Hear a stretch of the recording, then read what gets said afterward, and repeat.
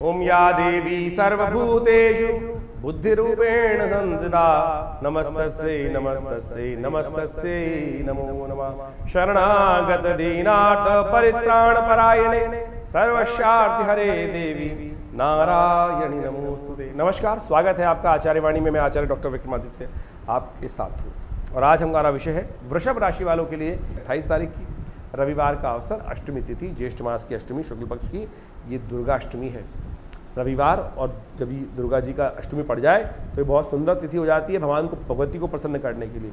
ऐसे में गजकेसरी योग पहले ही चल रहा है तो आप एक काम करें, सुबह सुबह भगवती के निमित्त थोड़ा यज्ञ कर लें दुर्गा सप्तशती में, जो आप खासतौर पे श्री सूक्त के मंत्रों से ओम हिरण्यवर्णाम हरणिम सुवर्ण रजस्त्रजाम चंद्राम हिरण्मयीम लक्ष्मीम जात वेदो माव या श्री स्वयं सुकृतनाम भवने सुलक्ष्मी पापात्मनाम कृत्याम भरते सुबुद्धि, कुछ भी मंत्र जो भी आपको याद है, और नहीं तो कोई छोटा मंत्र ओम ह्रीं नमः, ओम ह्रीं स्वाहा, इस मंत्र से आहुति कर ले, नहीं तो ओम ह्रीं नमः इस मंत्र का जप कर लीजिए। ओम ह्रीं महालक्ष्मी नमः, अनेक मंत्र हैं जिनके द्वारा भी महालक्ष्मी का पूजन करेंगे तो बहुत शुभ रहेगा। साथ साथ धूम्रावती जी की भी जयंती है।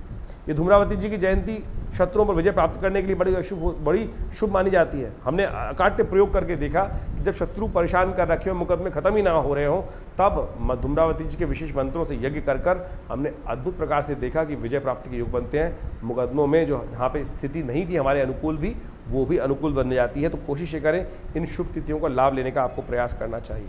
मैंने कहा ग्रह अनुकूल है, बृहस्पति के साथ गजकेसरी योग चंद्रमा के साथ विद्यमान हो रहा है। ऐसे में जमीन जायदाद का लाभ प्राप्ति करने के योग बन सकते हैं, वृद्धि के योग बन सकते हैं, तो इसका लाभ आपको लेने का प्रयास करना चाहिए।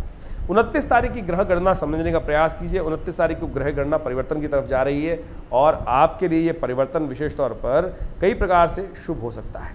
और ये परिवर्तन ग्रहों का अच्छा है आपके लिए, लेकिन थोड़े खर्चे बढ़ाने के योग दे रहा है, थोड़ा ध्यान रखना है। चंद्रमा बिल्कुल आसपास कोई ग्रह है ही नहीं ग्रह गोचर के दृष्टिकोण से, तो यानी गोचर में चंद्रमा शीर्ण होने के कारण से खर्चे बढ़ा सकता है, इस बात का ध्यान रखना है। तो खर्चों पर विशेष तौर पर नज़र बना के रखें, बेकार की लीकेज को बंद करने का प्रयास करें ये। लेकिन एक बात है कि जो भी कार्य आपके खर्चे आपकी वजह से ही बढ़ने वाले हैं। आमतौर पे क्या कहता है ना, हम दूसरों पे खर्चे कर रहे हैं, लेकिन यहाँ जो ग्रहों का योग है, आपकी वजह से आपके खर्चे आपको परेशान कर सकते हैं। तो इसलिए अपनी बुद्धि को संतुलित कर काम करने की आवश्यकता दिखाई देती। उपाय भी बड़ा अच्छा है इसका। सोमवार का अवसर पड़ रहा है तो कोशिश करें, महेश नवमी है, भगवान शिव के विशेष मंत्र जिसको सद्योजात मंत्र कहा जाता है, इसका जप करते हुए दूध से भगवान का अभिषेक करें। ओम सद्योजातम प्रपद्यामि सद्योजाताय वै नमो नमः भवे भवे नाति भवे भवस्य माम भवोद्भवाय नमः, या ओम नमः शिवाय का जप करते हुए भगवान शिव का अभिषेक कर लीजिए। आपके कष्ट दूर होंगे, कल्याणकारी योग बनेंगे। 30 तारीख की तिथि बहुत ही शुभ है। इस दिन विशेष तौर पे हम समझें कि गंगा दशमी तिथि है, गंगा दशहरा है और ग्रहों का परिवर्तन हो रहा है। शुक्र मंगल एक साथ आ रहे हैं, कर्क राशि में शुक्र मंगल का प्रवेश हो रहा है और साथ साथ ज्येष्ठ महीने का आखिरी बुढ़वा मंगल है। तो विशेष तौर पर वृषभ राशि वालों को समझ लेना चाहिए। देखिए, जैसे हमने आपको बताया, कई बार आपने सुना भी होगा कि षडाष्टक योग है शनि का और खासतौर पर मंगल का, और मंगल कमज़ोर चल रहे हैं। उनको शक्ति देने के लिए ये ज्येष्ठ का आखिरी बुढ़वा मंगल है, 1 वर्ष बाद आएगा फिर। तो ऐसे में कोशिश करें हनुमान जी का पाठ करें और आपके लिए कल्याणकारी योग बनेंगे। धन खर्च होने के योग प्रबल रूप से बने हुए हैं, तो इस बात में धन खर्चों की धर्म कार्य में धन लग जाए। धर्म कार्य में धन लगेगा तो अच्छा रहेगा। कोशिश करें अपने द्वारा हनुमान जी की सवामनी कराते हैं, हनुमान जी को चोला चढ़ाएं। हमने आश्रम पे बुढ़वा मंगल के अवसर पर, आखिरी बुढ़वा मंगल पर सुंदरकांड का सुंदर पाठ रखा है, बड़ा भंडारा रखा है, यज्ञ रखा है। आप सब उसमें भी सम्मिलित हो सकते हैं। जैसा हमने कहा कि शुक्र मंगल का योग बनने जा रहा है। शुक्र मंगल का योग, वृषभ राशि में शुक्र स्वामी होते हैं और शुभ मंगल का योग, मंगल नीच के चल रहे हैं। ऐसे में बृहस्पति शुक्र का साथ में हो जाना गलत तरफ की तरफ रुझान बढ़ाता है, गलत रास्तों की तरफ, व्यभिचार की तरफ आपका मनोवृत्ति रख सकती है और वहाँ धन खर्च होने के योग बन सकते हैं।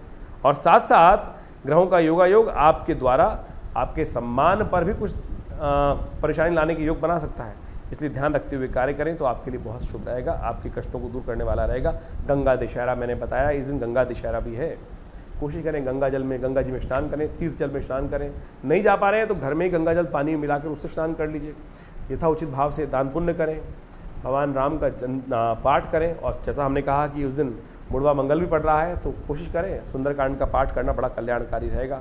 और नहीं तो विवेकानंद योगाश्रम में सम्मिलित हो जाइए, उस सुंदरकांड में कल्याणकारी योग बनेंगे। 31 तारीख की ग्रह गणना को समझे तो 31 तारीख को ग्रहों की गणना दिखाती है कि उस दिन निर्जला एकादशी है पंचांग के दृष्टिकोण से, बहुत शुभ तिथि है। भगवान विष्णु को प्रसन्न करने के लिए पालक देवता जो हमारे हैं उनको अन्न, विशेष तौर पर उनके ऊपर अन्न श्रद्धा विश्वास से उनका पूजन करें, विशेष तौर पर उनका शालिग्राम जी का पूजन करें, जल का दान करें। और ग्रह गणना फिर वही दिखा रही है कि आपकी राशि के अनुसार से खर्चे थोड़े बेनतहा परेशान कर सकते हैं, और शुक्र मंगल का कॉम्बिनेशन जो हो गया है वो फिर आपको गलत तरफ रुझान की तरफ ले जाता दिखाई दे रहा है। छुट्टियां चल रही हैं लोगों की, ऐसे में बैलेंस होकर काम कीजिएगा, कहीं ऐसा ना हो कि रुझान हो जाए और कहीं गलत तरफ जुए इत्यादि की तरफ लग जाए। स्थिति ऐसी है कि बेनता खर्च हो सकता है, तो इसलिए सावधान होकर और गलत तरफ से पैसे को कमाने का प्रयास ना करें, इस बात का ध्यान रखें। धर्मयुक्त पैसा धर्म के काम आता है, अधर्मयुक्त पैसा अधर्म ही मन में उदय करता है। तो इन सब बातों को ध्यान रखते हुए आपको कार्य करने की ज़रूरत है। जो ग्रह के दृष्टिकोण से देश काल परिस्थिति को समझते हुए अपने बुद्धि को सत्कर्मों में लगाते हैं, उनके कल्याण के योग अवश्य बनते हैं। कष्ट थोड़े दिन के लिए आ सकते हैं, लेकिन शांति मन को रहती है, कल्याण के योग बनते हैं। धन्यवाद।